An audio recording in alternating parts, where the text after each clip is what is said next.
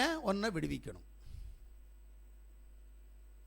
இந்த கேள்விக்கு நீ பதில் கேட்டேன்னா நீ அவருக்கு யாரு அப்படின்றத நீ முதல்ல என்ன செய்யணும்?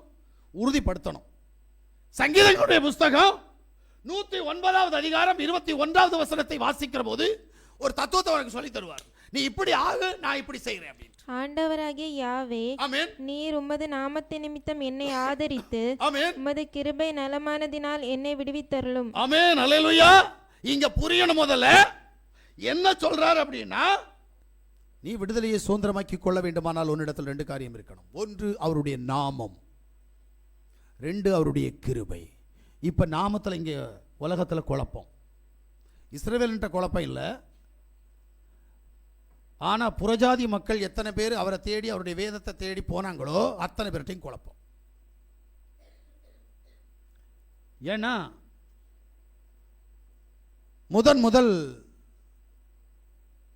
தமிழ்ல மொழிபெயர்க்கப்பட்டது வேதம். அந்த வேதத்துல பேரையும் சேர்த்து மொழிபெயர்க்கிறதுக்கு ஆசைப்பட்டாங்க.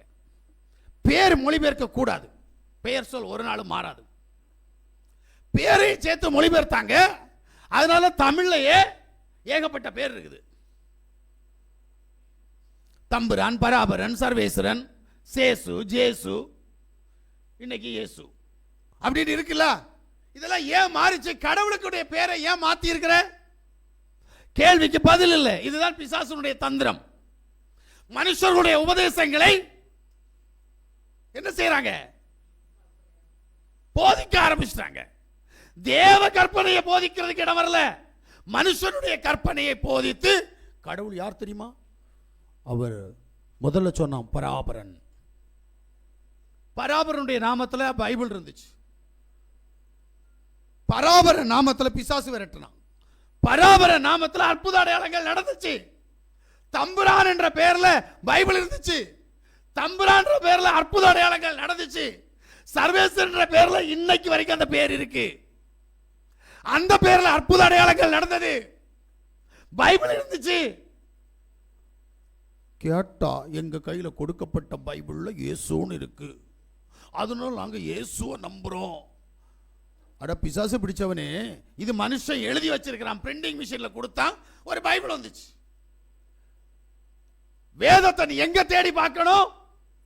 மோசேயினுடைய கையில் கொடுக்கப்பட்ட அந்த இஸ்ரவேலருடைய வேதத்தை தேடி பார்க்கணும். அங்க என்ன இருக்குது? எபிரேயத்தில் அவருடைய பேர் என்ன? அப்போஸ்தலனாகிய பவுலிட்ட போய் கேட்கணும், பேதுருட்ட போய் கேட்கணும், யோவான்ட்ட போய் கேட்கணும்.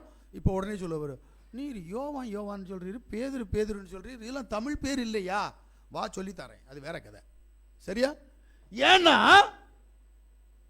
தேவையில்லாத, ரட்சிப்புக்கு தேவையில்லாத காரியங்களை யோசிக்கிறது நமக்கு இல்லாடி. ஆனா வேதத்துக்கின்படி ரட்சிப்புக்குரிய காரியங்கள் நம்ம போக மாட்டோம். அப்ப நீ சத்தியத்தை அறியறதுக்கு நீ தயாரா இருக்கிறியான்னு கேட்கிறேன். அதனால தான் கேட்கிறேன், உனக்கு விடுதலை வேணும்னா என்ன செய்யணும்? அவருடைய நாமத்தை உறுதியா பற்றி கொள்ளணும். தமிழ்ல 7 பேர் மாறி போயிடுச்சு. இங்கிலீஷ்ல ஒரு பேர் மாறி போய் இப்ப 2வது பேர் இருக்குது. ஆனா எபிரேயத்தில் போனீங்கன்னா ஒரே பேர் அன்னையிலேருந்து இன்னைக்கு வரைக்கும். யார்கிட்ட போய் கேட்கணும் அப்படின்னா மெசியானிக் கூட்டத்திட்ட போய் கேட்கணும். எப்பா யூதர்களுடைய வேதத்தில் என்னப்பா சொல்லி இருக்குது, எபிரேய பைபிளில் என்னப்பா சொல்லி இருக்கு அப்படின்னு மெசியானிக் கூட்டத்தில் போய் கேட்டால் அவன் சொல்லி தருவான்.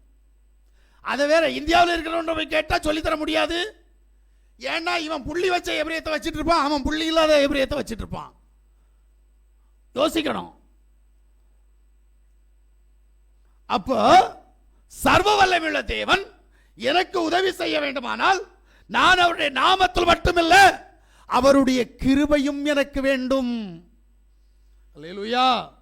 ஏன்னா சங்கீதங்களுடைய புஸ்தகம் 115ல 1 வாசித்தோம் என்றால், எங்களுக்கு அல்ல யாவாவே, எங்களுக்கு அல்ல, உமது கிருபையின் நிமித்தமும் உமது சத்தியத்தின் நிமித்தமும் உம்முடைய நாமத்திற்கே மகிமை வர பண்ணும். பிரைஸ் யாசுவா.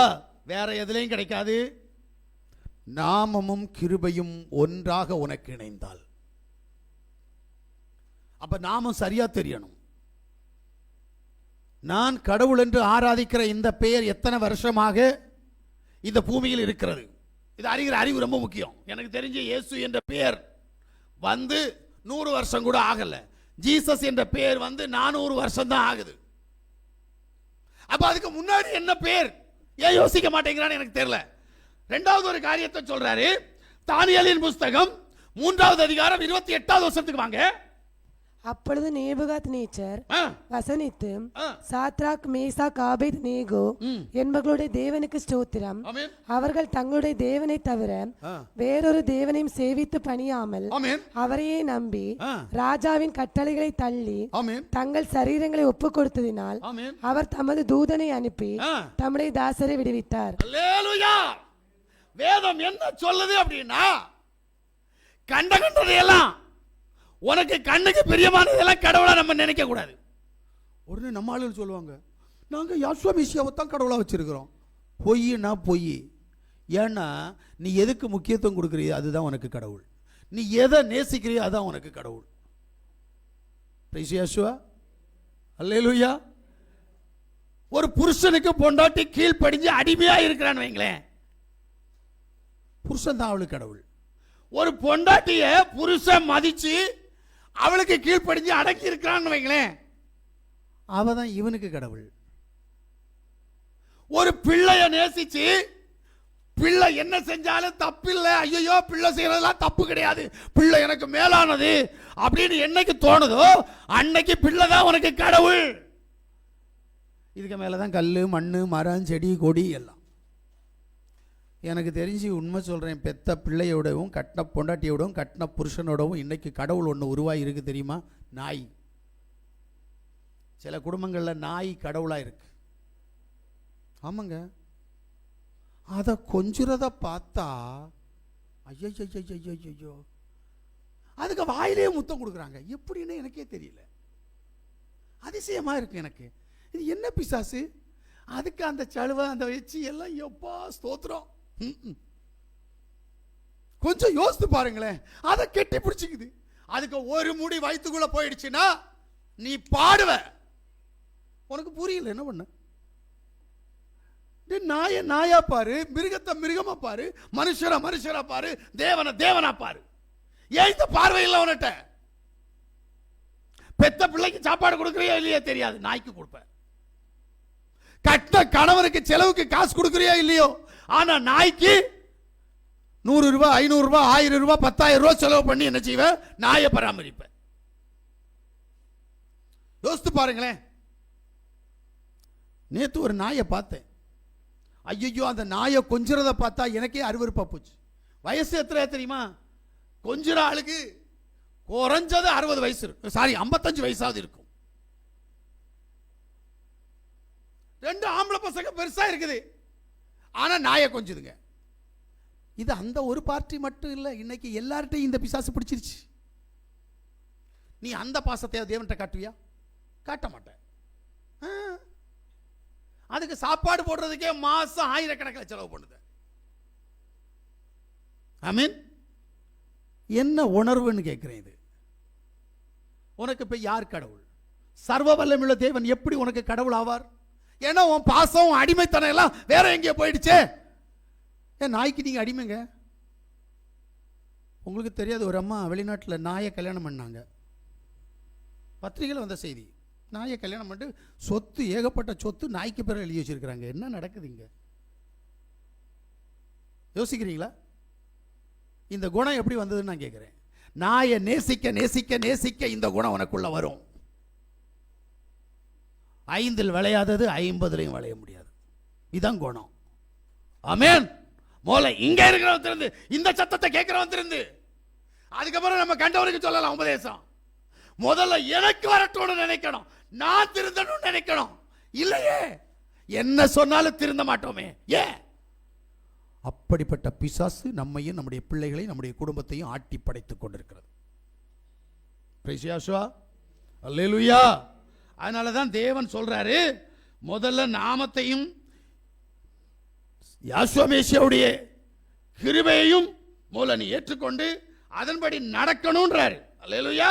இப்ப 2வது காரியத்துக்குள்ள கடந்து போனீங்கன்னா, தானியேலின் புஸ்தகம் உங்களுக்கு திட்டவட்டமா சொல்லுது, வேற தெய்வத்தை, நாசியில் சுவாசம் உள்ள தெய்வத்தை, அது கல்லா இருக்கலாம், மரமா இருக்கலாம், மிருகமா இருக்கலாம், நீ அன்பு செய்தால் அது உனக்கு கடவுள். அந்த கடவுள் உனக்கு இல்லாமல் இருந்தால் சாத்ராக் மேஷாக் ஆபேத்நேகோவை விடுவித்த தேவன் உனக்கும் தூதனை அனுப்பி உன்னை விடுவிப்பார். உனக்காக தூதன் வருவார். என யாரையும் நீ நம்பாத, யாருக்கு நீ அடிமையாகாத, யாருக்கும் உன் இருதயத்தை கொடுத்துறாத. அது காதல்ன்ற பேரா இருக்கலாம், அன்புன்ற பேர் எல்லாம் ஒண்ணுதான். ஏதோ ஒரு வகையில் நம்முடைய இருதயத்தை கொடுத்து நாம ஏமாந்து அதுக்கு அடிமையாகிற எவனுக்குமே தேவன் சொந்தம் இல்லை.